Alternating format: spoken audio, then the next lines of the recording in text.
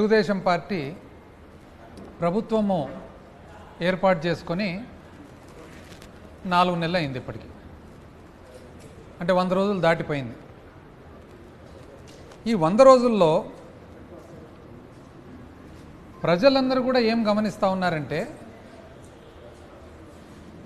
పరిపాలన అంటే 100 రోజుల పరిపాలన ఏ విధంగా ఉంది అంటే, ఎక్కడే కానీ ఆ ఫీల్ గుడ్ అంటే ఉత్సాహంగా మొట్టమొదటి ఒక 100 రోజులు ప్రజలందరూ కూడా సంతోషంగా ఉత్సాహంగా ఉండే పరిస్థితి ఏమాత్రం కనపడడం లేదు.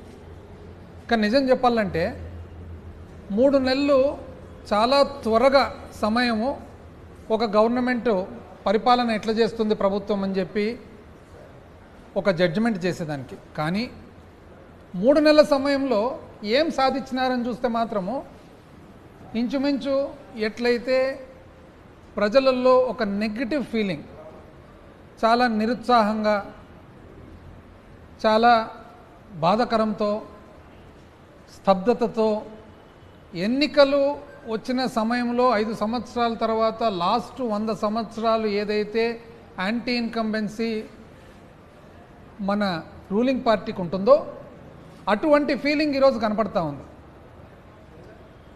ఇంతవరకు అసలు ఆశ్చర్యం, 4 నెలలైనా కూడా బడ్జెట్ ప్రవేశపెట్టలేదు. అంటే ఏది జరిగినా కూడా గత ప్రభుత్వం. ఇప్పుడు ప్రజలందరూ కూడా చూస్తూ ఉన్నారు కదా, ప్రతి ఒక్కటి వర్షం పడినా గత ప్రభుత్వం, పడకున్నా గత ప్రభుత్వం, ఇంకోటైనా గత ప్రభుత్వం, ఇంకోటి బడ్జెట్ ప్రవేశపెట్టలేకపోవడం గత ప్రభుత్వం అనేది ప్రజలు ఎవరు ఒప్పరు. ఇప్పుడు ప్రభుత్వాలు మారేటప్పుడు 5 సంవత్సరాల తర్వాత ప్లస్సో మైనస్సో ఏదో ఒకటి పరిపాలన కొద్ది జరుగుతుంటుంది. కానీ ఈ విధంగా 4 నెలలైనా కూడా బడ్జెట్ కూడా ప్రవేశపెట్టలేని పరిస్థితి అనేది ఎక్కడుండదు. పైగా ప్రజలు లేకపోతే ఎంతో ఆశతో చూస్తూ ఉన్నారనమాట సూపర్ 6 ఎక్కడ అని. ఎక్కడ పోయినా కూడా ఏ రోజు ఫోన్ ఓపెన్ చేసిన వెంటనే నీకు 15, నీకు 15, నీకు 15, నీకు 18. ఇది వివిధ వ్యక్తులందరూ చెప్పినటువన్నీ కూడా మెసేజెస్. ఇంటింటికి తిరిగి ప్యాంప్లెట్లు పట్టుకొని సంతకాలు పెట్టి ఏదో పట్టభద్రులకు సర్టిఫికెట్గా తెచ్చినట్లు సర్టిఫికెట్లు కూడా అందజేసినారనమాట. వచ్చిన వెంటనే ఎంతమంది పిల్లలు ఉంటే అంతమందికి సరి 15,000. మహిళలకేమో 19 ఏళ్ళు దాటుతానే 18 ఏళ్ళు దాటుతానే నెలకు 1,500 అంటే సంవత్సరానికి 18,000. రైతులకు 20,000, నిరుద్యోగులకు భృతి, 50 ఏళ్ళకే పెన్షను. పాపం పల్లెటూళ్ళల్లో దాని తర్వాత టౌన్స్లో చూసినట్లయితే 50 సంవత్సరాలు అయింది ఇంకా పెన్షన్ ఎక్కడ అని చెప్పి వేచి చూస్తూ ఉన్నారు. ఎందుకంటే చెప్పడం కూడా ఎంత ఫోర్స్తో చెప్పడం జరిగిందంటే తెలుగుదేశం పార్టీ ప్రమాణ స్వీకారం చేయడం తొలి సంతకాలు ఈ సూపర్ 6 అని, మొట్టమొదటి సంతకాలే ఈ సూపర్ 6 వస్తాయని ప్రజలు కూడా అంత అన్వేషణతో ఆశతో పాపము వాళ్ళు వెయిట్ చేస్తూ ఉన్నారనమాట. ఇక్కడ చూస్తేనేమో చాలా నెగిటివ్ ఫీలింగ్తో ఏమి ఈ 3 నెలలు 100 సంవత్సరాలు దాటి 4 నెలలు ఏం గమనించినామంటే, మొట్టమొదటి నెల 2 నెలలు 3 నెలలు విపరీతంగా కొట్లాటలు, ఊర్లో కొట్లాటలు.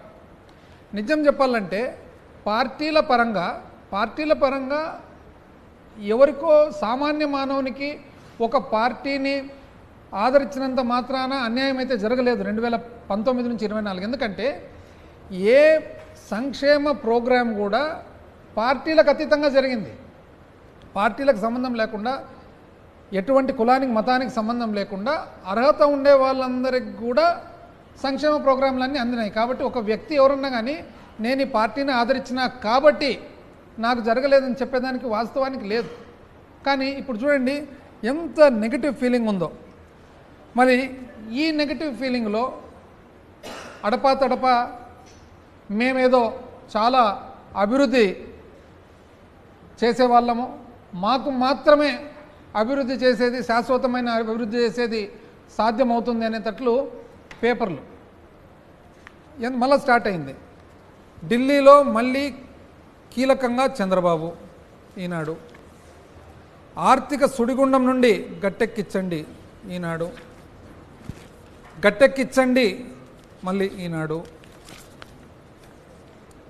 3 కేంద్ర మంత్రులతో చంద్రబాబు భేటీ, రాష్ట్ర పునర్నిర్మాణమే లక్ష్యం ఈనాడు, ఫలించిన చంద్రబాబు కృషి. ఈనాడు నవంబర్ నుంచి పోలవరం పనులు, అందుకు అవసరమైన నిధులు ఇవ్వండి, కొత్త డయాఫ్రామ్ వాల్ను ఖరారు చేయండి, కేంద్ర జలశక్తి మంత్రి సిఆర్ పాటిల్కు ముఖ్యమంత్రి చంద్రబాబు వినతి. పోలవరం పనులు అంటే ఎవరన్నా చూసినట్లయితే అసలు పాత సిస్టమ్ మాదిరే. అంటే చంద్రబాబు నాయుడు గారు ఇక్కడ బయలుదేరడం నుంచి పోతూ ఉన్నాడు, పోబోతూ ఉన్నాడు, ఢిల్లీలో ల్యాండ్ అయ్యాడు, వీళ్ళని కలుస్తున్నాడు, కలవబోతున్నాడు. అంటే ఇవన్నీ కూడా ఏదో శాశ్వతమైన కార్యక్రమాలన్నీ కూడా వాళ్ళకు మాత్రమే సాధ్యమవుతుంది అన్నట్లు ఒక సృష్టి. చూడండి, ఆంధ్రజ్యోతి ఆదుకోండి, 5 ఏళ్లలో ఏపీ అస్తవ్యస్తం, రాష్ట్రంలో ఆర్థిక సంక్షోభం, త్వరగా ఇవ్వండి పోలవరానికి 12,500 కోట్లు. అంటే 12,500 కోట్లు త్వరగా ఇవ్వండి అని ఎప్పుడు రాసినారు? 27 జూలై 27. దాని తర్వాత ఆగస్టు 17 పోలవరానికి త్వరగా నిధులు ఇవ్వండి, ఆలస్యమైతే మరో సీజన్ కోల్పోతాం, ఢిల్లీలో జలశక్తి మంత్రికి చంద్రబాబు వినతి. పోలవరానికి త్వరగా నిధులు ఇవ్వండి. ఆంధ్రజ్యోతి మీదే బాధ్యత, రాష్ట్రంలో ఎయిర్పోర్ట్లను విస్తరిస్తాము. ఇది అంటే ఆంధ్రజ్యోతి. ఏ విధంగా పోలవరము యాక్చువల్గా ఇప్పుడే అసలు నిర్మాణం జరుగుతుందనేటట్లు ఒక సృష్టి, ప్రజలకు మెసేజ్. వాస్తవాలు ఏమనేది ఈరోజు నేను తెలియజేయాలనుకున్నాను ప్రజలందరికీ కూడా మీ ద్వారా. ఎందుకంటే ఎన్నో విషయాలలో వైఎస్ఆర్ కాంగ్రెస్ పార్టీ ప్రభుత్వము జగన్మోహన్ రెడ్డి గారి నాయకత్వంలో శాశ్వత అభివృద్ధి కార్యక్రమాలు సాధించడం జరిగింది.